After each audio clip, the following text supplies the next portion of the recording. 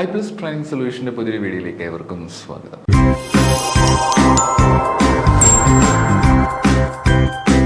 നമ്മളിന്ന് പഠിക്കാൻ പോകുന്നത് ബാങ്കിങ്ങിനെ പറ്റിയിട്ടാണ്. ബാങ്കിങ്ങിനെ പറ്റി കുറേ കാര്യങ്ങളൊക്കെ പറയാനായിട്ടുണ്ട്. പക്ഷേ നമുക്കിന്ന് ബാങ്കിങ് എങ്ങനെയാണ് ഉണ്ടായി വന്നിട്ടുള്ളത്, ബാങ്കിങ്ങിൻ്റെ എവല്യൂഷനെ പറ്റി നമുക്കിന്ന് കൃത്യമായിട്ടും പഠിക്കാം. The evolution of banking especially in India.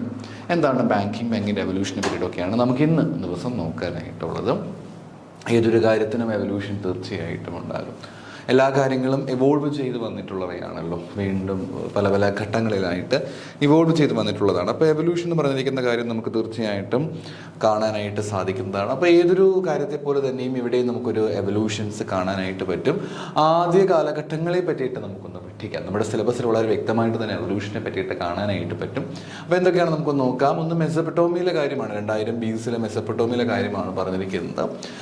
Earliest form of banking എന്ന് പറഞ്ഞിരിക്കുന്ന കാര്യം നമുക്ക് കണ്ടെത്താൻ കഴിയുന്നത് ആൻഷ്യൻ്റ് ആയിട്ടുള്ള മെസപ്പൊട്ടോമിയ ആ ഒരു സ്ഥലത്താണ് കേട്ടോ. നമുക്ക് കാണാനായിട്ട് കഴിയുന്നവിടെ ടെമ്പിൾസ് അറിയാമല്ലോ, ഈ അമ്പലങ്ങളൊക്കെ ആയിരുന്നു പ്രധാനമായിട്ടും ഈ സേഫ് പ്ലേസസ് ആയിട്ട്, എസ്പെഷ്യലി ഗ്രെയിൻസും അതേപോലെ വാല്യുബിൾ ആയിട്ടുള്ള ഐറ്റംസൊക്കെ സ്റ്റോർ ചെയ്ത് വെക്കുന്ന ഒരു സ്ഥലമായിട്ട് കണക്കാക്കിയിട്ടുണ്ടായിരുന്നു. അല്ലെങ്കിൽ അവർ ആ ഒരു കാലഘട്ടത്തിൽ മെസപ്പൊട്ടോമിയ എന്ന് പറയുന്ന സ്ഥലത്ത് അവർ കൂടുതലായിട്ടും ഈ പറഞ്ഞിരിക്കുന്ന കാര്യങ്ങളൊക്കെ സ്റ്റോർ ചെയ്ത് വെക്കാനായിട്ട് ടെമ്പിൾ ഒക്കെ യൂസ് ചെയ്യുന്നുണ്ടായിരുന്നു. അപ്പം മെസപ്പൊട്ടോമിയയിൽ നമുക്ക് കൃത്യമായിട്ട് ഇത് കാണാനായിട്ട് പറ്റും. പിന്നെ ആൻഷ്യൻ്റ് ആയിട്ടുള്ള ഈജിപ്തിലും ഗ്രീസിലും ഒക്കെ ഇതിൻ്റേതായിട്ടുള്ള രീതി നമുക്ക് കാണാനായിട്ട് പറ്റും. അവിടെയും അമ്പലങ്ങൾ കൂടുതലായിട്ടും യൂസ് ചെയ്യുന്നുണ്ട് എന്നുള്ളതാണ് പറയപ്പെടുന്നത്.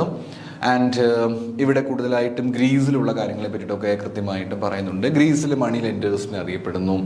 പേര് I am not sure about the correct pronunciation, ട്രപ്പേഴ്സിറ്റിയ. ഇതിൽ നിന്നും അങ്ങനെ ചോദ്യങ്ങൾ വന്ന് കണ്ടിട്ടില്ല. എന്നാലും സിലബസിലുള്ള സ്ഥിതിക്ക് നമ്മൾ അത്യാവശ്യം നന്നായിട്ടൊന്ന് നോക്കി പോകുന്നതിൽ തെറ്റില്ല. അതുപോലെ തന്നെ അവർ അതിനുശേഷം ഐറ്റംസും മറ്റുമൊക്കെ കൊടുക്കാൻ, ഡെപ്പോസിറ്റ് മറ്റും അക്സെപ്റ്റ് ചെയ്യുക, ലോൺസ് കൊടുക്കുക, കറൻസീസ് മറ്റുമൊക്കെ എക്സ്ചേഞ്ച് ചെയ്യുക, അത്തരം കാര്യങ്ങൾ കൂടുതൽ ഇമ്പോർട്ടൻസ് കൊടുത്ത് കാണുന്നത്. അപ്പം ഏൻഷ്യൻ്റ് ഈജിപ്തിലും ഗ്രീസിലുമൊക്കെ ഇതിൻ്റെതായിട്ടുള്ള രീതിയിൽ നമുക്ക് കാണാനായിട്ട് പറ്റുന്നു. റോമൻ എംപയറിലേക്ക് വരുമ്പോഴത്തേക്കും ഇത് നമുക്ക് കാണാനായിട്ട് കഴിയുന്നുണ്ട്. ബാങ്കിങ്ങിനെ പറ്റിയിട്ടുള്ള കാര്യങ്ങൾ നമുക്കവിടെ കാണാനായിട്ട് സാധിക്കുന്നുണ്ടെന്നാണ് നമുക്ക് മനസ്സിലാക്കാൻ പറ്റുക. അവിടെ അർജൻറ്റാരി ലൈക്ക് ബാങ്കേഴ്സ് അവരും തീർച്ചയായും ഈ മണി ഡെപ്പോസിറ്റ് ചെയ്യുന്നതുമായിട്ട് ബന്ധപ്പെട്ട് ലേണിംഗ് ആക്ടിവിറ്റീസ് പോലുള്ള കാര്യങ്ങളൊക്കെ അവർ ചെയ്തിട്ടുണ്ടായിരുന്നു. ശരിക്കും പറഞ്ഞു കഴിഞ്ഞാൽ ഏർലിയിൽ നമ്മൾ ഒരുപാട് പഴയ സ്ഥലങ്ങളിലേക്ക് പോയാൽ പോലും നമുക്കിത് കൃത്യമായിട്ടും കാണാനായിട്ട് പറ്റും. മെസപ്പൊട്ടോമിയയിലുണ്ട്, ഏൻഷ്യൻ്റ് ഈജിപ്റ്റ് ആൻഡ് ഗ്രീസിൽ നമുക്ക് കാണാനായിട്ട് സാധിക്കും. റോമൻ എംപയറിൽ നമുക്കിതിനെ കൃത്യമായിട്ട് കാണാൻ പറ്റും. പിന്നെ മിഡീവലിലേക്ക് വരികയാണെങ്കിൽ നമുക്ക് കുറേ കാര്യങ്ങൾ കാണാൻ പറ്റും. മിഡീവൽ ഇറ്റലിയിൽ നമുക്ക് ഇത് കാണുവാനായിട്ട് സാധിക്കുന്നുണ്ടെന്നുള്ളതാണ് പറയുന്നത്. വെനീസ്, ഫ്ലോറൻസ്, ജനോവ തുടങ്ങിയ സ്ഥലങ്ങളിലൊക്കെ നമുക്ക് ബാങ്കിങ്ങിൻ്റെ ആപ്ലിക്കേഷൻസ് നമുക്ക് കാണാനായിട്ട് പറ്റും. പിന്നീട് മോഡേൺ ബാങ്കിങ് പ്രാക്ടീസും മറ്റുമൊക്കെ വന്നതും ഡബിൾ എൻട്രി സിസ്റ്റമൊക്കെ ഇറ്റലിയിലാണെന്ന് നമുക്ക് കൃത്യമായിട്ടും അറിയാനായിട്ട് സാധിക്കുന്നു. This bank started accepting deposit and offering loan, facilitating trade and commerce. ഇവർ ബാങ്ക് മറ്റുമൊക്കെ ട്രേഡിനും കൊമേഴ്സിനും ഒക്കെ ഒരുപാട് സഹായിക്കുന്നുണ്ട് എന്നുള്ളതാണ്. അപ്പം മിഡീവൽ ഇറ്റലിയിലാണ് നമുക്കിത് കാണാനായിട്ട് സാധിച്ചിട്ടുള്ളത്. പിന്നെ ഇസ്ലാമിക് എംപയേഴ്സിൽ നമുക്ക് ബാങ്കുകൾ കാണുവാനായിട്ട് സാധിക്കുന്നുണ്ടായിരുന്നു. ഇസ്ലാമിക് ബാങ്കിങ് സിസ്റ്റം എന്ന് പറഞ്ഞിരിക്കുന്ന കാര്യമുണ്ട്. ഇസ്ലാമിക് ബാങ്കിങ് സിസ്റ്റം നമ്മൾ അറിയപ്പെടുന്ന പേരാണ് സാക്ക് എന്നുള്ള പേരിൽ നമ്മൾ അറിയപ്പെടുന്നുണ്ട്. ഇവരും കൃത്യമായിട്ട് പ്രോമിസറി നോട്ടും മറ്റും കൊടുത്ത് മണിയൊക്കെ അവർ ട്രാൻസ്ഫർ ചെയ്യുവാനായിട്ടൊക്കെ കഴിഞ്ഞു. ശരിക്കും പറഞ്ഞാൽ ഇസ്ലാമിക് ബാങ്കിങ്ങും ഉണ്ട് എന്നുള്ളതാണ്. ഞാൻ കുറച്ച് ഫാസ്റ്റായിട്ട് പോകുന്നത് ഈ ഏൻഷ്യൻ മിഡീവലൊന്നും അങ്ങനെ വലിയ സിഗ്നിഫിക്കൻസ് ഉള്ള കാര്യമായിട്ട് നമുക്ക് കാണാനായിട്ട് പറ്റില്ല. അതുകൊണ്ടാണ് കേട്ടോ കുറച്ച് ഫാസ്റ്റായിട്ട് പോകുന്നത്. അപ്പം മിഡീവൽ ഇറ്റലിയിലും അതേപോലെ ഇസ്ലാമിക് എംപയേഴ്സിലും ഒക്കെ ഉണ്ടെന്ന് ഞാൻ പറഞ്ഞു. അതേപോലെ മോഡേൺ ബാങ്കിൻ്റെ ബാങ്ക് ഓഫ് ഇംഗ്ലണ്ടിൽ, മോഡേൺ ബാങ്കിങ് അല്ല, നമ്മൾ ഏൻഷ്യൻ ലെവലിലേക്ക് വരികയാണെങ്കിൽ നമുക്ക് കാണാനായിട്ട് കഴിയുന്നത് മെസപ്പൊട്ടോമിയയിലുണ്ട്, ഏൻഷ്യൻ ഈജിപ്റ്റ് ആൻഡ് ഗ്രീസിൽ നമുക്ക് കാണാൻ സാധിക്കുന്ന, റോമൻ എംപയറിലുണ്ട്. മിഡീവൽ ലെവലിലേക്ക് വരുമ്പോഴത്തേക്ക് മിഡീവൽ ഇറ്റലിയിലും അതേപോലെ ഇസ്ലാമിക് എംപയേഴ്സിലും ഒക്കെ ഉള്ളതായിട്ട് നമുക്ക് കാണാനായിട്ട് പറ്റുന്നു. പിന്നീട് നമുക്ക് മോഡേൺ ബാങ്കിങ്ങിലേക്ക് നമ്മൾ വരികയാണ്. മോഡേൺ ബാങ്കിങ്ങിലേക്ക് വരുമ്പോഴത്തേക്ക് ഇവിടെ മുതൽ അത്യാവശ്യം നിങ്ങൾ നന്നായിട്ടൊന്ന് നോക്കി പോകേണ്ടതായിട്ട് ഉണ്ട് ഈ ടോപ്പിക്സ്. കാരണം കുറച്ചൊരു റിലവൻസി ഒരു ഭാഗത്ത് കാണാനായിട്ട് പറ്റും. The bank of England 1694 the bank of England one of the most significant mile stone the history of banking was A founding of bank of England in 1694.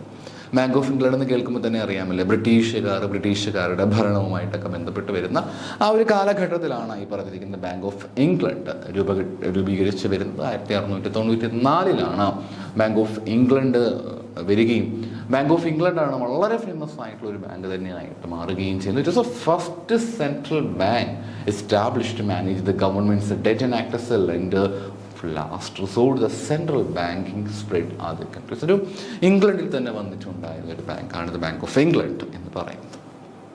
വളരെ ഫേമസ് ആയ ഒരു ബാങ്കായിരുന്നു ബാങ്ക് ഓഫ് ഇംഗ്ലണ്ട് എന്ന് പറയുന്നത്. ഒരുപാട് കാര്യങ്ങൾക്ക് പ്രയോജനകരമായിട്ടുണ്ടായിരുന്നത് നമുക്ക് കൃത്യമായിട്ട് ഒരു സെൻട്രൽ ബാങ്കിങ് പോലുള്ള സിസ്റ്റം ഒക്കെ കൊണ്ടുവന്നിട്ടുണ്ടായിരുന്ന ബാങ്കിങ് ആണ് ദ ബാങ്ക് ഓഫ് ഇംഗ്ലണ്ട് എന്ന് പറഞ്ഞിരിക്കുന്ന ഈ ഒരു ബാങ്ക്. പിന്നെ ജോയിൻറ്റ് സ്റ്റോക്ക് ബാങ്കുകളൊക്കെ ഡെവലപ്പ് ചെയ്ത് വരുന്ന ഒരു കാഴ്ചയും നമുക്ക് കാണാൻ സാധിക്കും. 18th സെഞ്ച്വറിയിലാണ് the development of joint stock bank develop ചെയ്ത് വരുന്നത്. ഇൻഡസ്ട്രി റവല്യൂഷൻ്റെ ഭാഗമായി കൊണ്ട് തന്നെ ഒരുപാട് കാശ് നമുക്ക് പണം ആവശ്യമായിട്ട് വരുന്നൊരു സിറ്റുവേഷൻ. കാരണം എല്ലാവരും ബിസിനസ്സിലേക്ക് പോകുന്നു, ബിസിനസ്സിലേക്ക് ഫോക്കസ് ചെയ്യുന്നു. അപ്പോൾ അങ്ങനെ വരുമ്പോഴത്തേക്ക് എല്ലാവർക്കും കാശ് വളരെ അത്യാവശ്യമായിട്ട് വരുന്നു. അപ്പോൾ ഈ കാശ് നമുക്ക് എങ്ങനെ ഫൈൻഡ് ചെയ്യാനായിട്ട് സാധിക്കും, കാശ് നമുക്ക് എങ്ങനെ കണ്ടെത്തുവാനായിട്ട് സാധിക്കും? അപ്പം അതിന് വേണ്ടിയിട്ട് നമുക്ക് തീർച്ചയായിട്ടും ഒരു ജോയിൻറ്റ് സ്റ്റോക്ക് ബാങ്ക് മറ്റും ക്രിയേറ്റ് ചെയ്യേണ്ടതായിട്ട് വരുന്നൊരവസ്ഥയാണ് ഉള്ളത്. അവയുടെ ഓണർഷിപ്പ് എന്ന് പറഞ്ഞിരിക്കുന്ന കാര്യം, അതായത് നമ്മൾ ജോയിൻറ്റ് സ്റ്റോക്ക് കമ്പനീസ് എന്നൊക്കെ കേട്ടിട്ടില്ലേ, അതുപോലെ തന്നെയാണ് നമുക്ക് ജോയിൻറ്റ് സ്റ്റോക്ക് നമുക്ക് അതിൻ്റെ ഓണർഷിപ്പിന് നമുക്ക് എന്ത് ചെയ്യാനായിട്ട് പറ്റുന്നു, പല പല ഷെയർ ഹോൾഡേഴ്സിലേക്ക് നമുക്കതിനെ ഡിവൈഡ് ചെയ്ത് മാറ്റുവാനായിട്ട് പറ്റുന്നു. It's very crucial. നമ്മുടെ ഇൻഫ്രാസ്ട്രക്ചർ പ്രോജക്റ്റുകളൊക്കെ ഡെവലപ്പ് ചെയ്യുന്നതിന്, എസ്പെഷ്യലി റെയിൽവേസ് ഒക്കെ നമുക്ക് ഡെവലപ്പ് ചെയ്യുന്നതിന് വേണ്ടിയിട്ട് it's very unique and very important thing. അപ്പം അത് വളരെ പ്രധാനപ്പെട്ട കാര്യം തന്നെയാണ്. അപ്പോൾ നമുക്ക് ജോയിൻറ്റ് സ്റ്റോക്ക് ബാങ്കുകളൊക്കെ 18ാം നൂറ്റാണ്ടോട് കൂടി കടന്നു വരുന്നൊരു കാഴ്ച നമുക്ക് കാണാൻ പറ്റും. 19ാം നൂറ്റാണ്ടോട് കൂടിയിട്ടാണ് നമുക്ക് എന്ത് കാണാൻ കഴിയുന്നത്, സേവിങ്സ് ബാങ്കുകൾ മറ്റുമൊക്കെ നമുക്ക് കാണാനായിട്ട് പറ്റുന്നത്. സാധാരണ ആളുകളൊക്കെ ഉണ്ടെങ്കിൽ അവർക്കൊരു സേവിങ്സ് ഹാബിറ്റ് ഉണ്ടാക്കിയെടുക്കുക. എന്തുണ്ടാക്കിയെടുക്കാൻ വേണ്ടിയിട്ടാണ്? സേവിങ്സ് ഹാബിറ്റ് ഉണ്ടാക്കിയെടുക്കാൻ വേണ്ടിയിട്ട് വന്നിട്ടുണ്ടായിരുന്നൊരു ബാങ്കിങ് സിസ്റ്റമാണ് സേവിങ്സ് ബാങ്കിങ് എന്ന് പറയുന്നത്. 19ാം നൂറ്റാണ്ടിലൂടെയാണ് നമുക്കത് കാണാനായിട്ട് സാധിക്കുന്നത്. സാധാരണ വളരെ പാവപ്പെട്ട ആളുകൾക്കൊക്കെ ആണെങ്കിൽ അവർക്ക് ലോണും മറ്റും കിട്ടാനൊക്കെ ആയിട്ട് ഒരുപാട് ഹെൽപ്പ് ചെയ്തിട്ടുണ്ടായിരുന്നു എന്നാണ് ഈ സേവിങ്സ് ബാങ്ക് എന്ന് പറയുന്നത്. 19th സെഞ്ച്വറിയിലാണ് അത് വന്നിട്ടുണ്ടായിരുന്നത്. പിന്നെ 20ാം നൂറ്റാണ്ടോട് കൂടി വരുമ്പോഴത്തേക്ക് ഒരുപാട് മാറ്റങ്ങൾ, വലിയ മാറ്റങ്ങൾക്ക് ചരിത്രം സാക്ഷിയാവുകയാണ്. ഇവിടെ ഒന്നാമതായിട്ട് സെൻട്രൽ ബാങ്കിങ് സിസ്റ്റമാണ് ഇവിടെ പറയുന്നത്. ഒരുപാട് സെൻട്രൽ ബാങ്കുകൾ എസ്റ്റാബ്ലിഷ് ചെയ്യുകയുണ്ടായി 19ാം നൂറ്റാണ്ടിലും 20ാം നൂറ്റാണ്ടിലും ഒക്കെ ആയിട്ട് ഒരുപാട് ബാങ്കുകൾ വന്നു. അതേപോലെ ബാങ്കിങ്ങിൻ്റെ റോൾസും മറ്റുമൊക്കെ കൃത്യമായിട്ട് എക്സ്പാൻഡ് ചെയ്യുന്ന ഒരു കാഴ്ച നമുക്ക് കാണാനായിട്ട് പറ്റുന്നു. മോണിറ്ററി പോളിസി മാനേജ്മെൻറ്റ്, അതേപോലെ തന്നെ മണി സപ്ലൈയുമായി ബന്ധപ്പെട്ട മാനേജ്മെൻറ്റ്, അതിൻ്റെ കൺട്രോളുകൾ തുടങ്ങിയിട്ടുള്ള എല്ലാ കാര്യങ്ങൾക്കും അവിടെ വലിയൊരു ഇമ്പോർട്ടൻസ് കൊടുക്കുന്നത് നമുക്ക് കാണാനായിട്ട് പറ്റും. പിന്നീട് വന്നെയാണ് കൺസ്യൂമർ ബാങ്കിങ് എന്ന് പറയും. 20ാം നൂറ്റാണ്ടോട് കൂടി വന്നതാണ് കൺസ്യൂമർ ബാങ്കിങ് എന്ന് പറഞ്ഞിരിക്കുന്നത്. ഒരുപാട് begin offering a variety of products to consumers. ഒരുപാട് തരത്തിൽ കൺസ്യൂമേഴ്സിലേക്ക് ഒരുപാട് തരത്തിലുള്ള പ്രോഡക്റ്റുകൾ കൊടുക്കാനായിട്ട് ഇത് സഹായിക്കുന്നുണ്ട്. പേഴ്സണൽ സേവിങ്സ് അക്കൗണ്ടുകൾ, അതേപോലെ തന്നെ അക്കൗണ്ടുകൾ മറ്റു ചെക്ക് ചെയ്യാനായിട്ട് സഹായിക്കുന്നത്, ലോൺ പോലെയുള്ള കൺസ്യൂമേഴ്സിന് ഇമ്പോർട്ടൻസ് കൊടുത്തുകൊണ്ടുള്ള ഒരു ബാങ്കിങ് രീതി നമുക്കിവിടെ കാണാനായിട്ട് സാധിക്കും. കുറേ കൂടെ ഇൻഡിവിജ്വൽ ആയിട്ടുള്ള ആളുകൾക്ക് സർവീസ് മറ്റും കൊടുക്കുന്ന രീതിയിലേക്ക് ബാങ്കിങ് വികസിച്ച് വരുന്നു എന്നുള്ളതാണ് ഇതിൻ്റെ ഏറ്റവും പ്രധാനപ്പെട്ട പ്രത്യേകതയായിട്ട് കാണാൻ കഴിയുന്നത്. പിന്നെ ഉള്ളതാണ് ദ ഗ്രേറ്റ് ഡിപ്രഷൻ സ്റ്റേജിലേക്ക് കടക്കുന്നു. 1930കളിലാണ് ദ ഗ്രേറ്റ് ഡിപ്രഷൻ സ്റ്റേജിലേക്ക് കടക്കുന്നത്. ബാങ്കിങ് സിസ്റ്റം എന്ന് പറയുമ്പോഴത്തേക്ക് വലിയ മാറ്റങ്ങളിലൂടെ കടന്നു പോവുകയാണ്. ഗ്രേറ്റ് ഡിപ്രഷൻ എന്ന് പറയുന്നത് ഒരുപാട് മാറ്റങ്ങൾ ഇവിടെ നമുക്ക് കാണാനായിട്ട് പറ്റുന്നു. ഫെഡറൽ ഡെപ്പോസിറ്റ് ഇൻഷുറൻസ് കോർപ്പറേഷനൊക്കെ US വരുന്നതൊക്കെ നമുക്ക് കാണാനായിട്ട് സാധിക്കുന്നുണ്ട്. അതൊക്കെ ജസ്റ്റ് അറിഞ്ഞിരിക്കുക. പിന്നീട് 20ാം നൂറ്റാണ്ടോടുകൂടി നമുക്ക് ഇപ്പം 21ാം നൂറ്റാണ്ട് തുടക്ക കാലഘട്ടങ്ങളിലേക്ക് കടക്കുമ്പോഴത്തേക്ക് ഒരുപാട് ടെക്നോളജിക്കൽ ആയിട്ടുള്ള റെവല്യൂഷൻസ് നമുക്കവിടെ കാണാനായിട്ട് പറ്റുന്നു. ഫസ്റ്റ് വൺ ATMs ഒക്കെ വരികയാണ്. 1960 കൂടി ATMs മറ്റുമൊക്കെ കൃത്യമായിട്ട് വരുന്നു, ഒരു റെവല്യൂഷണൈസ്ഡ് ആയിട്ട് വരികയാണ്. കസ്റ്റമേഴ്സിന് മറ്റുമൊക്കെ ക്യാഷ് മറ്റുമൊക്കെ വിഡ്രോ ചെയ്യാനായിട്ട് സാധിക്കുന്നു. ബാലൻസ് മറ്റുമൊക്കെ ചെക്ക് ചെയ്യാനായിട്ട് നമുക്ക് സാധിക്കുന്ന രീതിയിലേക്ക് വരികയാണ്. അവർക്ക് ബ്രാഞ്ചിലേക്കൊന്നും പോകേണ്ട യാതൊരു കാര്യവുമില്ല. പകരം എന്ത് ചെയ്യാനായിട്ട് പറ്റും? ഈസി ആയിട്ട് അവർക്ക് ATM മെഷീൻസിലൂടെ കാര്യങ്ങൾ ചെയ്യുവാനായിട്ട് പറ്റുന്നൊരു സിസ്റ്റത്തിലേക്ക് വരികയാണ്. പിന്നെ 1990-കളിലേക്ക് കടക്കുമ്പോഴത്തേക്ക് ഓൺലൈൻ ബാങ്കിങ് സിസ്റ്റം വരികയാണ്. കസ്റ്റമേഴ്സിനും മറ്റുമൊക്കെ അവർക്ക് ഓൺലൈനായിട്ട് തന്നെ അക്സെപ്റ്റ് ചെയ്യാനായിട്ട് ഫണ്ട് മറ്റുമൊക്കെ അക്സെപ്റ്റ് ചെയ്യാനായിട്ട് പറ്റുന്നു, ഫണ്ട് മറ്റുമൊക്കെ ട്രാൻസ്ഫർ ചെയ്യാനായിട്ട് സാധിക്കുന്നു. ബില്ലുകൾ മറ്റുമൊക്കെ ആണെങ്കിലും ഓൺലൈനായിട്ട് പേ ചെയ്യാൻ പറ്റുന്ന ഒരു ഓൺലൈൻ ബാങ്കിങ് സിസ്റ്റം 1990-ഓടുകൂടി കടന്നു വരുന്നു. അങ്ങനെ ഒരു ഓൺലൈൻ ബാങ്കിങ് സിസ്റ്റത്തിലേക്ക് മാറുന്നു. പിന്നീട് 2000-ഓടു കൂടി മൊബൈൽ ബാങ്കിങ് എന്ന് പറഞ്ഞിരിക്കുന്ന സിസ്റ്റത്തിലേക്ക് മാറുകയാണ്, മൊബൈൽ ബാങ്കിങ്ങിലേക്ക് മാറുകയാണ്. സ്മാർട്ട് ഫോൺസ് ഒക്കെ ഇൻട്രൊഡ്യൂസ് ചെയ്യുന്ന ഒരു കാഴ്ചയും പിന്നെ ആളുകളെല്ലാം തന്നെയും മൊബൈൽ ഫോണൊക്കെ യൂസ് ചെയ്തുകൊണ്ട് ബാങ്കിങ് സിസ്റ്റം അല്ലെങ്കിൽ ബാങ്കുകൾ മറ്റൊക്കെ യൂസ് ചെയ്യുന്ന ഒരു രീതി നമുക്കിവിടെ കാണുവാനായിട്ട് പറ്റും. ഇതൊക്കെ തന്നെയാണ് ഒരു പ്രധാനമായിട്ട് ബാങ്കിങ്ങിൻ്റെ ഒരു കടന്ന് നമ്മൾ ഇന്ന് കാണുന്ന രീതിയിലേക്ക് നമ്മുടെ ബാങ്കിങ് സിസ്റ്റം രൂപീകരിച്ച് വന്നിരിക്കുന്നത് എങ്ങനെയാണ് എന്നുള്ളതാണ് നമുക്ക് ഇവിടെ എല്ലാം തന്നെയും കാണാനായിട്ട് കഴിയുന്നത്. പിന്നെ 21-ാം നൂറ്റാണ്ടിലേക്ക് വരുമ്പോഴത്തേക്ക് നമ്മുടെ മോഡേൺ ഡേ ബാങ്കിങ്ങിലേക്ക് വരുമ്പോഴത്തേക്ക് ഒരുപാട് മാറ്റങ്ങൾ അവിടെയും നമുക്ക് കാണാനായിട്ട് പറ്റും. ഒന്ന് ഡിജിറ്റൽ ആൻഡ് ഫിൻടെക് ബാങ്കിങ്. ഇന്നത്തെ കാലഘട്ടത്തിൽ ഡിജിറ്റൽ ട്രാൻസ്ഫോർമേഷൻ വളരെ ഇമ്പോർട്ടൻ്റ് ആയിട്ടുള്ള കാര്യം തന്നെയാണ്. അപ്പോൾ അതിനൊരുപാട് സഹായിക്കുന്നുണ്ടായിരുന്നു. ന്യൂ ബാങ്ക്സ് ഒക്കെ കൃത്യമായിട്ടും ഇവിടെ നമുക്ക് കാണുവാനായിട്ട് സാധിക്കുന്നുണ്ട്. ഓൺലൈനായിട്ട് തന്നെയാണ്, പ്രത്യേകിച്ച് ഫിസിക്കൽ ബ്രാഞ്ചസ് ഒന്നും തന്നെയും ഇല്ല. അപ്പോൾ അങ്ങനെ കുറേ കാര്യങ്ങൾ മാറ്റങ്ങളൊക്കെ നമുക്ക് ഇന്നത്തെ കാലഘട്ടത്തിൽ കാണാൻ പറ്റും. പിന്നെ ബ്ലോക്ക് ചെയിനുകൾ പോലെയുള്ള കാര്യങ്ങൾ, crypto currencies like bit coins പോലെയുള്ള കാര്യങ്ങളൊക്കെ ഡെവലപ്പ് ചെയ്തിരിക്കുന്ന ഒരു കാഴ്ചയും നമുക്കിവിടെ കാണാനായിട്ട് പറ്റും. മാക്സിമം ഒരു ഡിജിറ്റൽ കറൻസി എന്ന് പറഞ്ഞിരിക്കുന്ന കാര്യത്തിന് കൂടുതൽ ഇമ്പോർട്ടൻസ് കൊടുത്തുകൊണ്ടാണ് നമുക്ക് ഇവിടെ ഒരു കാഴ്ചകൾ കാണാൻ പറ്റുന്നത്. പിന്നെ ഓപ്പൺ ബാങ്കിങ് തീർച്ചയായിട്ടും വന്നു. ഓപ്പൺ ബാങ്കിങ് എന്ന് പറയുമ്പോഴത്തേക്കും ഇവർ APIs ആപ്ലിക്കേഷൻ പ്രോഗ്രാമിംഗ് ഇൻ്റർഫേസുകളൊക്കെ കൊണ്ടുവന്നു. അപ്പം തേർഡ് പാർട്ടീസിനൊക്കെ എന്ത് ചെയ്യാനായിട്ട് സാധിക്കുമെന്ന് വെച്ച് കഴിഞ്ഞാൽ ബാങ്കിങ് സർവീസും മറ്റുമൊക്കെ പ്രൊവൈഡ് ചെയ്യാൻ പറ്റുന്ന രീതിയിൽ നമ്മളിപ്പോൾ UPI ട്രാൻസാക്ഷൻസ് പോലെയുള്ള കാര്യങ്ങളൊക്കെ ഒരുപാട് വന്നിട്ടുണ്ടല്ലോ. അപ്പോൾ അങ്ങനെയുള്ള മാറ്റങ്ങളൊക്കെ നമുക്ക് ഇവിടെ കാണുവാനായിട്ട് പറ്റും. ബാങ്കിങ്ങിൻ്റെ ഫ്യൂച്ചറിനെ പറ്റി പറയുകയാണ്. ഇനിയിപ്പോൾ ഒരു കാലഘട്ടത്തിൽ ഇനി ഒരു ഫ്യൂച്ചറിസ്റ്റിക് ആയിട്ടുള്ള ബാങ്കിങ് എങ്ങനെയാണ് എന്ന് നോക്കിക്കഴിഞ്ഞാൽ ഏറ്റവും നമുക്ക് ഒഴിവാക്കാൻ പറ്റാത്തൊരു കാര്യമാണ് ആർട്ടിഫിഷ്യൽ ഇൻ്റലിജൻസ് എന്ന് പറഞ്ഞിരിക്കുന്ന കാര്യം. അതിന് വലിയൊരു സിഗ്നിഫിക്കൻസ് തന്നെ നമുക്കിവിടെ കാണുവാനായിട്ട് സാധിക്കും. ആർട്ടിഫിഷ്യൽ ഇൻ്റലിജൻസ് കൃത്യമായിട്ട് വരുന്നുണ്ട്, അതിൻ്റെതായിട്ടുള്ള ഓട്ടോമേഷൻസ് ഒക്കെ വരുന്നുണ്ട്. അപ്പം അത് നമുക്ക് ഒരിക്കലും ഒഴിവാക്കാനായിട്ട് പറ്റുകയില്ല. അത് വലിയൊരു മാറ്റം തന്നെയാണ് ഇവിടെ കൊണ്ടുവരുന്നത്. പിന്നെ സസ്റ്റൈനബിൾ ബാങ്കിങ് എന്ന് പറഞ്ഞിരിക്കുന്ന ഒരു കാര്യം നമുക്കിപ്പോൾ ഇവിടെ കാണാനായിട്ട് സാധിക്കും. Sustainable and socially responsible banking ആണ് നമുക്കിവിടെ കാണാനായിട്ട് പറ്റുക. പിന്നീട് ഗ്രീൻ ഫിനാൻസ് പോലെയുള്ള കാര്യങ്ങളൊക്കെ നമുക്ക് കാണാനായിട്ട് പറ്റും. ക്ലൈമറ്റിക് ചേഞ്ചസ് പോലെയുള്ള കാര്യങ്ങളൊക്കെ മിറ്റിഗേറ്റ് ചെയ്യാനായിട്ടും നമ്മുടെ സസ്റ്റൈനബിലിറ്റി ഒക്കെ പ്രൊമോട്ട് ചെയ്യാൻ വേണ്ടിയിട്ട് ഇന്നത്തെ കാലഘട്ടത്തിൽ സസ്റ്റൈനബിൾ ബാങ്കിങ് എന്നുള്ള രീതി തന്നെ വന്നിട്ടുണ്ട്.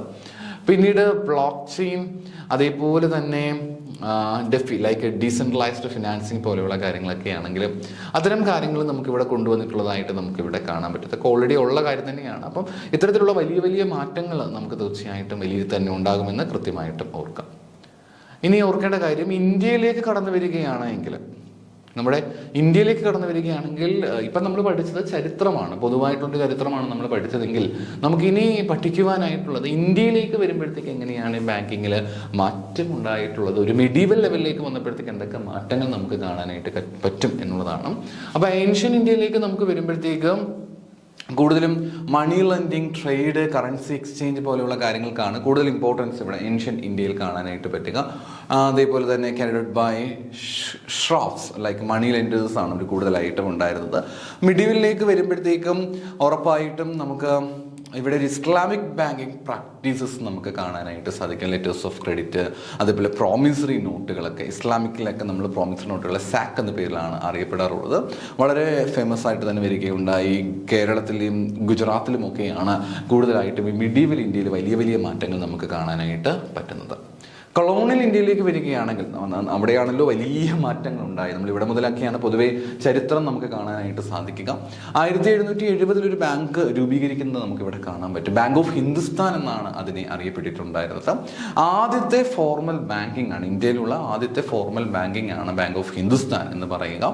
ഇത് 1832 വരെ ഇത് പോയി, പക്ഷേ അതിനുശേഷം പിന്നീട് വലിയ തകർച്ചകളിലേക്ക് പോകുന്നൊരു കാഴ്ചയാണ് കാണാൻ പറ്റിയത്. 1786 ആയപ്പോഴത്തേക്ക് general bank of India develop ചെയ്ത് വരികയുണ്ടായി. അതും ഏതാണ്ട് കുറേ നാളത്തേക്ക് പോയെങ്കിലും 1831 ആയപ്പോഴത്തേക്ക് ലിക്വിഡേറ്റ് ചെയ്ത് പോയി. പിന്നെ 1806 ആയപ്പോഴത്തേക്ക് ബാങ്ക് ഓഫ് ബംഗാൾ ഡെവലപ്പ് ചെയ്ത് വന്നു കൽക്കട്ടയിലേക്ക്. അത് വലിയൊരു നമ്മുടെ ഇന്ത്യയിൽ തന്നെയുള്ള ബാങ്കിങ് സിസ്റ്റത്തിന് വലിയ മാറ്റങ്ങൾ കൊണ്ടുവരാൻ സഹായിച്ചിട്ടുണ്ടായിരുന്ന ഒന്നാണ് ബാങ്ക് ഓഫ് ബംഗാൾ എന്ന് പറയുന്ന 1806 അത് രൂപീകരിച്ചിട്ടുണ്ടായിരുന്നത്. 1840 വന്നപ്പോഴത്തേക്ക് ബാങ്ക് ഓഫ് ബോംബെ എസ്റ്റാബ്ലിഷ്ഡ് ആയി. 1843 വന്നപ്പോഴത്തേക്ക് ബാങ്ക് ഓഫ് മദ്രാസ്, പിന്നെ 1921 വന്നപ്പോഴത്തേക്ക് 3 presidency bank like bank of ബംഗാളും അതേപോലെ തന്നെ ബാങ്ക് ഓഫ് ബോംബെയും ബാങ്ക് ഓഫ് മദ്രാസും കൂടെ ക്ലബ്ബ് ചെയ്ത ശേഷം ഒരു ഇമ്പീരിയൽ ബാങ്ക് ഓഫ് ഇന്ത്യ എന്ന പേരിൽ അത് അറിയപ്പെടാനായിട്ട് തുടങ്ങിയത്. പിന്നീട് സ്റ്റേറ്റ് ബാങ്ക് ഓഫ് ഇന്ത്യ ആയിട്ട് 1955 മാറുകയും ചെയ്തു. അപ്പോൾ ആ ഒരു വലിയ മാറ്റം നമുക്ക് ഇവിടെ കാണാനായിട്ട് പറ്റും. അപ്പോൾ എന്തൊക്കെയാണ്, 1770 ബാങ്ക് ഓഫ് ഹിന്ദുസ്ഥാൻ വന്നു, 1786 ജനറൽ ബാങ്ക് ഓഫ് ഇന്ത്യ വന്നു, അത് പിന്നീട് 1831 വരെ നീണ്ടു നിന്നു. 1806 ആയപ്പോഴത്തേക്ക് ബാങ്ക് ഓഫ് ബംഗാൾ വരുന്നൊരു കാഴ്ച നമുക്ക് കാണാനായിട്ട് സാധിക്കും. 1840 ആയപ്പോഴത്തേക്ക് ബാങ്ക് ഓഫ് ബോംബെയും, 1843 ആയപ്പോഴത്തേക്ക് ബാങ്ക് ഓഫ് മദ്രാസും, 1921 ആയപ്പോഴത്തേക്ക് 3 പേരും കൂടെ ചേർന്ന ശേഷം ഒരു പ്രസിഡൻസി ബാങ്ക് എന്നൊരു സിസ്റ്റം ഡെവലപ്പ് ചെയ്ത് വന്നു. പിന്നീട് ഇമ്പീരിയൽ ബാങ്ക് ഓഫ് ഇന്ത്യ ആയി, പിന്നീട് അതെന്തായിട്ട് മാറി, സ്റ്റേറ്റ് ബാങ്ക് ഓഫ് ഇന്ത്യ ആയിട്ട് മാറി. 19ാം നൂറ്റാണ്ടോട് കൂടി വലിയ മാറ്റങ്ങൾ നമുക്ക് കാണാൻ പറ്റി. 1865 ആയപ്പോഴത്തേക്ക് അലഹബാദ് ബാങ്ക് ഇൻട്രൊഡ്യൂസ് ചെയ്യപ്പെടുകയാണ്. ആദ്യത്തെ പ്രൈവറ്റ് ബാങ്കാണ് എന്ന് പറഞ്ഞിരിക്കുന്നത് അലഹബാദ് ബാങ്ക് എന്നറിയപ്പെടുക. അപ്പോൾ ആദ്യത്തെ പ്രൈവറ്റ് ബാങ്കാണ് അലഹബാദ് ബാങ്ക് എന്നറിയപ്പെടുന്നത്. 1865 അലഹബാദ് ബാങ്ക് വന്നത്. പിന്നീട് പഞ്ചാബ് നാഷണൽ ബാങ്ക് വന്ന വർഷവും ഓർത്തു വെക്കണം, 1894 ഓക്കെ. 94 വയസ്സുള്ളൊരു പഞ്ചാബുകാരനെ മനസ്സിലേക്ക് കൊണ്ടുവന്നു കഴിഞ്ഞാൽ പഠിച്ചെടുക്കാൻ വളരെ എളുപ്പമാണ്. 1894 പഞ്ചാബ് നാഷണൽ ബാങ്ക് എസ്റ്റാബ്ലിഷ് ആയത്. 1906 ആയപ്പോഴത്തേക്ക് കാനറ ബാങ്ക് എസ്റ്റാബ്ലിഷ്ഡ്. 1906 ആയപ്പോഴത്തേക്ക് എന്ത് ബാങ്ക് എസ്റ്റാബ്ലിഷ്ഡ് ആയി? കാനറ ബാങ്ക് 1906 ആയപ്പോഴത്തേക്കും എസ്റ്റാബ്ലിഷ്ഡ് ആയി. അപ്പോൾ ഈ 3 ബാങ്കുകളാണ് പ്രധാനമായിട്ടും എസ്റ്റാബ്ലിഷ് ആയത്. ഒന്ന് അലഹബാദ് ബാങ്ക് 1865, 1894 പഞ്ചാബ് നാഷണൽ ബാങ്കും, അതേപോലെ 1906 ആയപ്പോഴത്തേക്ക് കാനറ ബാങ്കും എസ്റ്റാബ്ലിഷ്ഡ് ആയി. പിന്നെ ഒരു സെൻട്രൽ ബാങ്കിങ്ങിലേക്ക് നമ്മൾ വരികയാണെങ്കിൽ 1935 reserve bank of India established ആകുന്നത്, reserve bank of India act പ്രകാരം. പിന്നീട് അത് മാറി, നമ്മൾ പിന്നെ reserve bank of India nationalise ചെയ്യുകയൊക്കെ ഉണ്ടായി. 1935 ഏപ്രിൽ മാസം 1-ാം തീയതി മുതലാണത് ഫംഗ്ഷൻ ആയത്. പിന്നെ ഇൻഡിപെൻഡൻസിന് ശേഷം ഉണ്ടായ വലിയ മാറ്റങ്ങളിലേക്ക് വരികയാണെങ്കിൽ 1947 ശേഷം വലിയ മാറ്റങ്ങൾ, വലിയ റിഫോംസുകളൊക്കെ അവിടെ ഉണ്ടായി. 1969 ആയപ്പോഴത്തേക്ക് 14 മേജറായിട്ടുള്ള കൊമേഴ്സ്യൽ ബാങ്കുകളെ നാഷണലൈസ് ചെയ്തു. എത്ര ബാങ്കുകളെയാണ്? 14 മേജറായിട്ടുള്ള കൊമേഴ്സ്യൽ ബാങ്കുകളെയാണ് അവർ നാഷണലൈസ് ചെയ്തിട്ടുണ്ടായിരുന്നത്. 1980 ആയപ്പോഴത്തേക്ക് ഒരു 6 ബാങ്കുകളിൽ കൂടി നാഷണലൈസ് ചെയ്ത് ടോട്ടൽ 20 ബാങ്കുകളെ നാഷണലൈസ് ചെയ്തു. 1969 ആയപ്പോഴത്തേക്ക് 14 ബാങ്കുകളും, 1980 ആയപ്പോഴത്തേക്ക് 6 ബാങ്ക് കൂടി ചേർത്ത് ടോട്ടൽ 20 ബാങ്കുകളെയാണ് നാഷണലൈസ് ചെയ്തിട്ടുണ്ടായിരുന്നത്. പിന്നീട് RRBസിൻ്റെ കാര്യത്തിലേക്ക് വരുമ്പോഴത്തേക്ക് 1975 ഗവൺമെൻറ് ആണ് RRBs ക്രിയേറ്റ് ചെയ്തിട്ടുണ്ടായിരുന്നത്. കൂടുതലായിട്ടും റീജിയണൽ റൂറൽ ബാങ്ക് എന്ന് പറയുമ്പോൾ തന്നെ അറിയാമല്ലേ, റൂറൽ സെക്ടേഴ്സിന് വേണ്ടിയിട്ട് ബാങ്ക് ലോൺസും മറ്റും പ്രൊവൈഡ് ചെയ്യാൻ വേണ്ടിയിട്ട് വന്ന ബാങ്കാണ് റീജിയണൽ റൂറൽ ബാങ്ക്സ് എന്ന് പറഞ്ഞിരിക്കുന്നത്. 1982 ആയപ്പോഴത്തേക്ക് നബാർഡും എസ്റ്റാബ്ലിഷ് ആവുകയുണ്ട്. അതും റൂറൽ ക്രെഡിറ്റിന് വേണ്ടിയിട്ടാണ് വന്നിട്ടുള്ളത്. 1991 ആയപ്പോഴത്തേക്ക് ഒരു എക്കണോമിക് ലിബറലൈസേഷൻസ് ഉണ്ടായി. എല്ലായിടത്തും വലിയ മാറ്റം, LPG എന്ന് പറയും, ലിബറലൈസേഷൻ, പ്രൈവറ്റൈസേഷൻ, ഗ്ലോബലൈസേഷൻ പോലെയുള്ള വലിയ മാറ്റങ്ങളിലേക്ക് വന്നു. അപ്പോൾ എല്ലായിടത്തും ഒരു ഡീറെഗുലേഷനിലേക്ക് വന്നു. കാരണം എല്ലാ കാര്യങ്ങളുമൊക്കെ ഒന്ന് മാറ്റി പ്രോപ്പറായിട്ട് കാര്യങ്ങൾ പോകുന്ന ഒരു ഡീറെഗുലേഷനിലേക്ക് കാര്യങ്ങൾ എത്തിച്ചേരുന്ന ഒരു കാഴ്ചയാണുള്ളത്. 1994 ആയപ്പോഴത്തേക്ക് HDFC ബാങ്ക്, അതേപോലെ തന്നെ ICICI ബാങ്ക് ഒക്കെ അവരുടെ ഓപ്പറേഷൻസ് എസ്പെഷ്യലി ഇൻ പ്രൈവറ്റ് സെക്ടേഴ്സിലേക്ക് അത് കൊണ്ടുവരുന്നുണ്ട്. 1997 ആയപ്പോഴത്തേക്ക് ആക്സിസ് ബാങ്ക്, അത് നേരത്തെ UTI ബാങ്ക് എന്നാണ് അത് വന്നിരിക്കുന്നത്, പ്രൈവറ്റ് സെക്ടറിൽ തന്നെ വന്നിരിക്കുന്ന ഒരു വളരെ ഫേമസ് ആയ ബാങ്ക് തന്നെയാണ്. മാത്രമല്ല ലിബറലൈസേഷന് ശേഷം പ്രൈവറ്റ് സെക്ടറിൽ ഉണ്ടായിട്ടുള്ള ആദ്യത്തെ ബാങ്കാണ് UTI ബാങ്ക്. പിന്നീട് അതെന്തായിട്ട് മാറി, ലൈക്ക് ആക്സിസ് ബാങ്കായിട്ട് മാറി. സോ പിന്നെ 1990കളിലുള്ള വലിയൊരു പ്രത്യേകത എന്ന് പറയുന്നത് ATMs ഒക്കെ ഇൻട്രൊഡ്യൂസ് ചെയ്തിട്ടുണ്ടായിരുന്നു. ഇൻ്റർനെറ്റ് ബാങ്കിങ് പോലെയുള്ള കാര്യങ്ങൾ, മൊബൈൽ ബാങ്കിങ് ഒക്കെ നമുക്ക് ഈ ഒരു കാലഘട്ടങ്ങളിലാണ് കൂടുതലായിട്ടും ഉണ്ടായത്. 2000ലേക്ക് വന്നപ്പോഴത്തേക്ക് നാഷണൽ ഇലക്ട്രോണിക് ഫണ്ട് ട്രാൻസ്ഫർ പോലെയുള്ള കാര്യം, നെഫ്റ്റ് പോലെയുള്ള കാര്യങ്ങൾ 2000 കൂടിയിട്ടാണ് വന്നത്. 2005 കൂടിയിട്ട് CBS എന്ന് പറയും നമ്മുടെ കോർ ബാങ്കിങ് സൊല്യൂഷൻസ് പോലെയുള്ള കാര്യങ്ങൾ ഡെവലപ്പ് ചെയ്ത് വന്നു. 2008 കൂടി റുപ്പേ എന്ന് പറയുമ്പോഴത്തേക്ക് ഇന്ത്യയുടെ ഓൺ പേയ്മെൻറ്റ് നെറ്റ്വർക്കാണ് റുപ്പേ എന്ന് പറയുന്നത്. റുപ്പേ 2008 കൂടി വന്നു. ഇനി ഒരുപാട് മെർജേഴ്സ് നമുക്ക് ഇവിടെ കാണാനായിട്ട് പറ്റും. പബ്ലിക് സെക്ടർ ബാങ്കുകളും മറ്റുമൊക്കെ നമുക്ക് മെർജ് ചെയ്തിരിക്കുന്ന കാഴ്ച കാണാനായിട്ട് പറ്റും. സിൻഡിക്കേറ്റ് ബാങ്ക് എന്ന് പറഞ്ഞിരിക്കുന്നത് ഏത് ബാങ്കുമായിട്ട് മെർജ് ചെയ്യുന്നുണ്ട്? 2020 കാനറ ബാങ്കുമായിട്ട്. സിൻഡിക്കേറ്റ് ബാങ്ക് ഏത് ബാങ്കുമായിട്ട് മെർജ് ചെയ്യുന്നു? കാനറ ബാങ്കുമായിട്ട് മെർജ് ചെയ്യുന്നൊരു രീതിയുണ്ട്. 2017 ആയപ്പോഴത്തേക്കാണ് ഡിമോണിറ്റൈസേഷൻ പോളിസിയൊക്കെ കൊണ്ടുവന്നിട്ടുണ്ടായിരുന്നത്. നമുക്കിതെല്ലാം ഒന്നും കൂടെ നോക്കേണ്ടതായിട്ടുണ്ട്. 2014 പ്രത്യേകതയാണ് പ്രധാനമന്ത്രി ജൻധൻ യോജന, PMJDY എന്ന് പറയും. പ്രധാനമന്ത്രി ജൻധൻ യോജന എസ്റ്റാബ്ലിഷായി. 2016 കൂടിയിട്ടാണ് ഇത് വന്നിരിക്കുന്നത്. UPI സിസ്റ്റമൊക്കെ ഒരുപാട് മാറ്റങ്ങൾ കൊണ്ട് വന്നിട്ടുള്ളത്. 2017 ആയപ്പോഴത്തേക്ക് നമ്മുടെ GST ഇൻട്രൊഡ്യൂസ് ചെയ്തിട്ടുണ്ടായിരുന്നു. 2018 ആയപ്പോഴത്തേക്ക് പേയ്മെൻറ്റ് ബാങ്കുകളൊക്കെ എസ്റ്റാബ്ലിഷ്ഡ് ആയിട്ട് വരുന്നുണ്ട്. പേയ്മെൻറ്റ് ബാങ്കുകളും അതേപോലെ പേടിഎം പോലുള്ള പേയ്മെൻറ്റ് ബാങ്കുകൾ, പിന്നെ ഇന്ത്യൻ പോസ്റ്റ് ഓഫീസ് പേയ്മെൻറ്റ് ബാങ്കൊക്കെ നമുക്ക് ആ ഒരു സമയത്ത് ഡെവലപ്പ് ചെയ്ത് വന്നു. 2015 ആയപ്പോഴത്തേക്കാണ് പ്രധാനമന്ത്രി മുദ്രാ യോജന. പ്രധാനമന്ത്രി മുദ്രാ യോജന എന്ന് പറഞ്ഞാൽ എന്താണ്?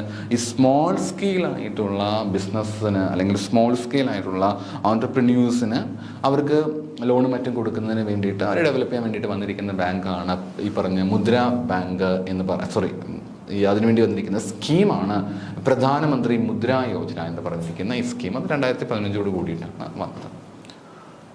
പിന്നെ 2016 GST ശരിക്കും പറഞ്ഞു കഴിഞ്ഞാൽ 2017 നമ്മൾ ബേസിക്കലി ഇത് ഇൻട്രൊഡ്യൂസ് ചെയ്തത്. പക്ഷേ 2016 മുതൽ അതിൻ്റെതായിട്ടുള്ള പ്രവർത്തനങ്ങളൊക്കെ ആരംഭിച്ചിട്ടുണ്ടായിരുന്നു. 2017 ശരിക്കും പറഞ്ഞാൽ GST ഇൻട്രൊഡ്യൂസ് ചെയ്തിട്ടുണ്ടായിരുന്നത്. 2020 കൂടി 2020 എന്ന് പറയാൻ പറ്റത്തില്ല, 2020 തന്നെ ആർട്ടിഫിഷ്യൽ ഇൻ്റലിജൻസ്, ബ്ലോക്ക് ചെയിൻ, അതേപോലെ ഡിജിറ്റൽ കറൻസീസ് ഒക്കെ ഡെവലപ്പ് ചെയ്തു വരുന്നു. ഇപ്പോൾ 2023 ഒരു സെൻട്രൽ ബാങ്ക് ഡിജിറ്റൽ കറൻസി കൊടുക്കുവാനായിട്ട് ഒക്കെ ട്രൈ ചെയ്യുന്നുണ്ടായിരുന്നു എന്നുള്ളതാണ് സത്യം. അപ്പം ഇത്രയാണ് ഇതിൻ്റെ പ്രധാനപ്പെട്ട ഒരു ഹിസ്റ്റോറിക്കലായിട്ടുള്ള കാര്യം എന്ന് പറഞ്ഞിരിക്കുന്നത്. ഇന്ത്യയിലെ ഹിസ്റ്ററി നമ്മൾ നോക്കുകയാണെങ്കിൽ ഒരുപാട് കാര്യങ്ങൾ നമുക്കിതിനെ കണക്ട് ചെയ്ത് പറയാനായിട്ട് സാധിക്കും. ഏൻഷ്യൻ്റ് ഇന്ത്യയിലുള്ള കാര്യങ്ങളെപ്പറ്റി നമ്മൾ കൃത്യമായിട്ട് നോക്കി. പിന്നെ മിഡീവൽ ഇന്ത്യ നമ്മൾ പഠിച്ചു. വർഷങ്ങളൊക്കെ വരുമ്പോഴത്തേക്ക് 1770, 786, 806, 840, 43, 921, 865, 894, 906, പിന്നീട് 935, 47, 69, 1980, പിന്നെ 75, 982, 91, 94, 97 നമ്മൾ നോക്കി. പിന്നെ 90, 2000, 2005, 2008 കാലഘട്ടങ്ങൾ നമ്മൾ നോക്കി. 2017 പ്രത്യേകതകളെ പറ്റി പഠിച്ചു. 2014 കാര്യവും നമ്മൾ നോക്കി. അതേപോലെ 2016, 2017, 2018, 2015 പ്രധാനമന്ത്രി മുദ്രാ യോജനയെ പറ്റി നമ്മൾ നോക്കി. അപ്പം നിങ്ങളും ഇതൊക്കെ ഒന്ന് ക്യുക്കായിട്ട് റിവൈസ് ചെയ്ത് പോവുക. 2016 നമ്മൾ GST കൊണ്ടുവന്നതിനെ പറ്റിയിട്ട് പറഞ്ഞു. 2020, 2023 കാര്യത്തെ പറ്റിയിട്ട് നമ്മൾ പഠിച്ചു. നമുക്കിനി പഠിക്കാനായിട്ടുള്ളത് റിസർവ് ബാങ്ക് ഓഫ് ഇന്ത്യ മാത്രമല്ല, പ്രധാനമായിട്ട് ചില കാര്യങ്ങളെ പറ്റി നമുക്കൊന്ന് ഡീറ്റെയിൽഡ് ആയിട്ട് നോക്കണം. ആദ്യം നമുക്ക് റിസർവ് ബാങ്ക് ഓഫ് ഇന്ത്യയെ പറ്റിയിട്ട് നമുക്കൊന്ന് പഠിക്കാം. 1935 ആര് വന്നിരിക്കുന്നത്? റിസർവ് ബാങ്ക് ഓഫ് ഇന്ത്യ വന്നിരിക്കുന്നത്. എന്നാണ് reserve bank of India established ആയിരിക്കുന്നത്? 1935 reserve bank of India established ആയിരിക്കും. 1935 എസ്റ്റാബ്ലിഷ്ഡ് ആയിരിക്കുന്നത്. കൂടുതലായിട്ട് നമുക്കറിയാമല്ലേ, പൊതുവായിട്ടുള്ളൊരു കൺട്രോൾ, എല്ലാവരെയും ഒന്ന് ഗവേൺ ചെയ്യുക, എല്ലാം ഒന്ന് കൺട്രോൾ ചെയ്യുക, സെൻട്രൽ ആയിട്ടുള്ള പോളിസീസ് ഇൻട്രൊഡ്യൂസ് ചെയ്യുക, ഇത്തരം കാര്യങ്ങൾക്കാണ് അവർ കൂടുതൽ ഇമ്പോർട്ടൻസ് കൊടുക്കുന്നത്. അല്ലെങ്കിൽ അതെല്ലാം പ്രോപ്പറായിട്ട് മാനേജ് ചെയ്യുന്ന ബാങ്ക് ആണ് എന്ന് പറഞ്ഞിരിക്കുന്നത് റിസർവ് ബാങ്ക് ഓഫ് ഇന്ത്യ 1935 വന്നിരിക്കുന്നത്. പിന്നെ പബ്ലിക് സെക്ടർ ബാങ്കുകൾ വന്നു. അതിൽ തന്നെ ഒരുപാട് മാറ്റങ്ങളുണ്ടായി. എസ്പെഷ്യലി 1955 നമ്മൾ വരികയാണെങ്കിൽ state bank of India nationalised ആയി പോകുന്നുണ്ടായിരുന്നു. നേരത്തെ അത് ഏത് പേരിൽ അറിയപ്പെട്ടിട്ടുണ്ടായിരുന്നത്? ഇമ്പീരിയൽ ബാങ്ക് ഓഫ് ഇന്ത്യ എന്ന പേരിലാണ് അറിയപ്പെട്ടിട്ടുണ്ടായിരുന്നത്. അപ്പോൾ നേരത്തെ ഏത് പേരിലാണ് അറിയപ്പെട്ടിട്ടുണ്ടായിരുന്നത്? ഇമ്പീരിയൽ ബാങ്ക് ഓഫ് ഇന്ത്യ എന്ന പേരിലാണ് അറിയപ്പെട്ടത്. പിന്നെ നമ്മളിപ്പോൾ എന്ത് പേരിൽ അത് അറിയപ്പെടുന്നു? സ്റ്റേറ്റ് ബാങ്ക് ഓഫ് ഇന്ത്യ എന്ന്. 1955 അത് പേര് മാറ്റി. 1969 1980 പ്രത്യേകത നമുക്ക് ഓൾറെഡി അറിയാം. 1969 14 ബാങ്കുകളെയാണ് നാഷണലൈസ് ചെയ്തെങ്കിൽ 1980 വരുമ്പോഴത്തേക്ക് 6 ബാങ്കുകളെ നാഷണലൈസ് ചെയ്തു. അപ്പം ടോട്ടൽ എത്ര ബാങ്കുകളെ നാഷണലൈസ് ചെയ്തിട്ടുണ്ടായിരിക്കും? നേരത്തെ 14 ബാങ്കായിരുന്നു, പിന്നെ 6 ബാങ്കിനെയും കൂടെ നാഷണലൈസ് ചെയ്ത് നമുക്ക് ടോട്ടൽ 20 ബാങ്കുകളെയാണ് നമ്മുടെ ഇന്ത്യയിൽ നാഷണലൈസ് ചെയ്തിട്ടുണ്ടായിരുന്നത്. വളരെയധികം ടേൺ ഓവേഴ്സുള്ള നല്ല കപ്പാസിറ്റി ഉള്ള ബാങ്കുകളെയാണ് അവിടെ നാഷണലൈസ് ചെയ്തിരിക്കുന്നത്. പിന്നെ കീ ബാങ്കുകൾ പറയുമ്പോൾ ഒന്ന് സ്റ്റേറ്റ് ബാങ്ക് ഓഫ് ഇന്ത്യ ആണ്. 1806 തുടങ്ങി ബാങ്ക് ഓഫ് കൽക്കട്ട, പിന്നീട് ബാങ്ക് ഓഫ് മദ്രാസ് എന്നൊക്കെ പറഞ്ഞ് പല പല ബാങ്കുകൾ വന്നു. പിന്നെ ഇമ്പീരിയൽ ബാങ്ക് വന്നു. അതിനുശേഷമാണ് ഇത് വന്നിരിക്കുന്നത് 1955 ആയപ്പോഴത്തേക്ക് അത് സ്റ്റേറ്റ് ബാങ്ക് ഓഫ് ഇന്ത്യ എന്ന പേരിൽ അറിയപ്പെടുന്നത്. പഞ്ചാബ് നാഷണൽ ബാങ്കിന്റെ കാര്യത്തിലേക്ക് വരുമ്പോഴത്തേക്ക് 1894 അത് ഇൻസ്റ്റാബ്ലിഷ്ഡ് ആയിട്ടുള്ളത്. Bank of Baroda 1908 Canara bank 1906 established ആയത്. ഓക്കെ, അപ്പോൾ ഇതൊക്കെയാണ് Punjab national bank 1894 bank of Baroda 1908 Canara bank എന്നാണ് എസ്റ്റാബ്ലിഷ്ഡ് ആയിരിക്കുന്നത് 1906 കാനറ ബാങ്ക് എസ്റ്റാബ്ലിഷ്ഡ് ആയിരിക്കുന്നത്. ഇനി പ്രൈവറ്റ് സെക്ടർ ബാങ്കിലേക്ക് വരുമ്പോഴത്തേക്കുള്ള പ്രത്യേകത എന്താണ്? പ്രൈവറ്റ് സെക്ടർ ബാങ്കിലേക്ക് വരുമ്പോഴത്തേക്ക് കൂടുതലും അവിടെ പ്രൈവറ്റ് എൻറ്റിറ്റീസ് ആയിരിക്കും. പ്രൈവറ്റ് സെക്ടർ ബാങ്ക് എന്ന് പറയുമ്പോൾ അവിടെ കൂടുതലായിട്ടും ആരായിരിക്കും എസ്റ്റാബ്ലിഷ്ഡ് അല്ലെങ്കിൽ എല്ലാ കാര്യങ്ങളും നോക്കുന്നത്? പ്രൈവറ്റ് ആയിട്ടുള്ള എൻറ്റിറ്റീസ് ആയിരിക്കും എല്ലാ കാര്യങ്ങളും നോക്കുന്നത്. അവിടുത്തെ ഒരു പോളിസി അല്ലെങ്കിൽ അവിടുത്തെ മൈൽ സ്റ്റോണിലേക്ക് വരുമ്പം 1991 തന്നെ ന്യൂ എക്കോണമി പോളിസി വന്നതോടുകൂടി തന്നെ അറിയാമല്ലേ പ്രൈവറ്റൈസേഷൻ വന്നു. അപ്പോൾ പ്രൈവറ്റൈസേഷൻ വന്നപ്പോഴത്തേക്ക് എന്താ പ്രത്യേകത ഉണ്ടായത്? പ്രൈവറ്റ് സെക്ടേഴ്സിന് കൂടുതൽ ഇമ്പോർട്ടൻസ് കൊടുത്തു. കൂടുതൽ ആളുകൾക്കും പ്രൈവറ്റ് സെക്ടേഴ്സിലേക്ക് വന്ന് കാര്യങ്ങൾ ചെയ്യാനായിട്ട് പറ്റുന്നൊരു പ്രാപ്തി അവിടെ രൂപീകരിച്ചു അല്ലെങ്കിൽ ഉണ്ടായി വന്നു. 1994 വന്നപ്പോഴത്തേക്കാണ് HDFC ബാങ്കും അതേപോലെ തന്നെ ICICI ബാങ്കും എസ്റ്റാബ്ലിഷ്ഡ് ആയിട്ടുണ്ടായിരുന്നത്.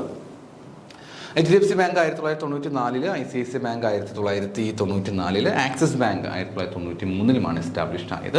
അപ്പോൾ ഈ പറഞ്ഞിരിക്കുന്ന 3 ബാങ്കുകളും ഏത് ബാങ്കുകൾക്ക് ഉദാഹരണമായിട്ട് പറയാൻ സാധിക്കുന്നു? പ്രൈവറ്റ് സെക്ടർ ബാങ്കുകൾക്ക് ഉദാഹരണമായിട്ട് നമുക്ക് പറയുവാനായിട്ട് സാധിക്കുന്നുണ്ട്. പിന്നെ വന്നത് ഫോറിൻ ബാങ്ക്. ഫോറിൻ ബാങ്ക് എന്ന് പറയുമ്പോൾ എന്താ പ്രത്യേകത? ഫോറിനുള്ള ഏതോ ബാങ്കിൻ്റെ സബ്സിഡറീസും ഫോറിനുള്ള ഏതോ ബാങ്കിൻ്റെ സബ്സിഡറീസ് ആണ് എവിടെ വന്നിരിക്കുന്നത്? നമ്മുടെ ഇവിടെ, അല്ലെങ്കിൽ അതിൻ്റെ ബ്രാഞ്ച് മറ്റുമൊക്കെയാണ് നമുക്ക് ഇന്ത്യയിൽ എസ്റ്റാബ്ലിഷ് ആയിരിക്കുന്നത്. 1993 ശരിക്കും പറഞ്ഞു കഴിഞ്ഞാൽ ഇന്ത്യയിൽ അവരുടെ ലിബറലൈസേഷൻ പോളിസിയുടെ ഭാഗമായിക്കൊണ്ട് ഇവിടെ ബാങ്കുകളൊക്കെ ആരംഭിക്കാം എന്നൊരു രീതിയിലേക്കുള്ളൊരു പെർമിഷൻ കിട്ടിയത്.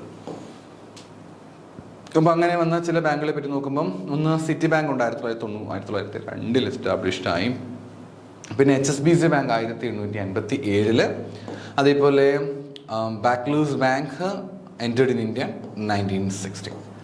റീജിയണൽ റൂറൽ ബാങ്ക്സ് എന്ന് പറയുമ്പോൾ റൂറൽ സെക്ടേഴ്സിന് ഇമ്പോർട്ടൻസ് കൊടുക്കാൻ പറ്റുന്ന 1976, ശരിക്കും 1975 എന്ന് പറഞ്ഞിരിക്കുന്നതാണ് കറക്റ്റ് ആയിട്ടുള്ള ഡേറ്റ് എന്ന് പറയുന്നത്. അവരുടെ പ്രവർത്തനങ്ങൾ ആരംഭിക്കുമ്പം 1900, ശരിക്കും റീജിയണൽ റൂറൽ ബാങ്കിൻ്റെ ആക്ട് 1976 ആണെങ്കിലും RRBs എസ്റ്റാബ്ലിഷ്ഡ് ആയിട്ടുള്ള വർഷം എന്ന് പറയുന്നത് 1975 ആയിരിക്കും.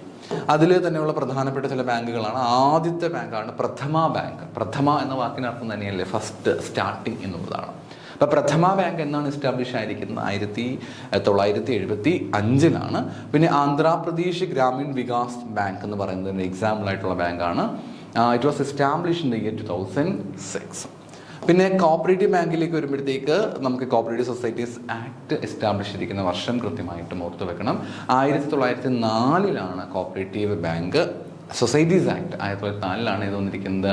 കോപ്പറേറ്റീവ് സൊസൈറ്റീസ് ആക്ട് വന്നിരിക്കുന്നത് 1966 ആയപ്പോഴത്തേക്ക് നരസിംഹം കമ്മിറ്റി റിപ്പോർട്ട് പറയുകയുണ്ടായി. കോപ്പറേറ്റീവ് ബാങ്കുകൾ മറ്റുമൊക്കെ പ്രോപ്പറായിട്ട് നമ്മൾ റെഗുലേറ്റ് ചെയ്യേണ്ടതായിട്ടുണ്ട് എന്ന് കൃത്യമായിട്ടും ആര് പറഞ്ഞു? നരസിംഹം കമ്മിറ്റി പറഞ്ഞു. അതിൽ തന്നെയുള്ള ചില ബാങ്കുകൾ എന്ന് പറയുമ്പോൾ സരസ്വത് കോപ്പറേറ്റീവ് ബാങ്ക് ഉണ്ട് 1918. പിന്നെ Mumbai district central cooperative bank ഉണ്ട് 1911 അത് എസ്റ്റാബ്ലിഷ് ചെയ്തിരിക്കുന്നത്. പിന്നെ ഉള്ളത് സ്മോൾ ഫിനാൻസ് ബാങ്കുകളുണ്ട്. ചെറിയ, എന്താണ് ഈ സ്മോൾ ഫിനാൻസ് എന്ന് പറയുമ്പോൾ? അവിടെയും ഫിനാൻസസ് തന്നെയാണ് പ്രൊവൈഡ് ചെയ്യുന്നത്, പക്ഷേ സ്മോൾ സ്കെയിൽ ആയിട്ടുള്ള രീതിയിലേക്ക് വരുമ്പോഴത്തേക്ക് ലൈക്ക് നമ്മുടെ എല്ലാ ആൾക്കാരെയും ആ ഒരു ബാങ്കിങ് സെക്ടേഴ്സിലേക്ക് ഉൾപ്പെടുത്തുക, ഇൻക്ലൂസീവായിട്ട് കൊണ്ടുപോകുക എന്ന ലക്ഷ്യത്തോട് കൂടിയിട്ടാണ് സ്മോൾ ഫിനാൻസ് ബാങ്ക് വന്നിരിക്കുന്നത്. 2015 ഗ്രാൻഡ് ചെയ്തിരിക്കുന്നത്. റിസർവ് ബാങ്ക് ഓഫ് ഇന്ത്യ അതിനുള്ള പെർമിഷൻ കൊടുത്തിട്ടുണ്ടായിരുന്നു സ്മോൾ ഫിനാൻസ് ബാങ്ക് എന്ന് പറഞ്ഞ് കൊടുത്തിരിക്കുന്നത്.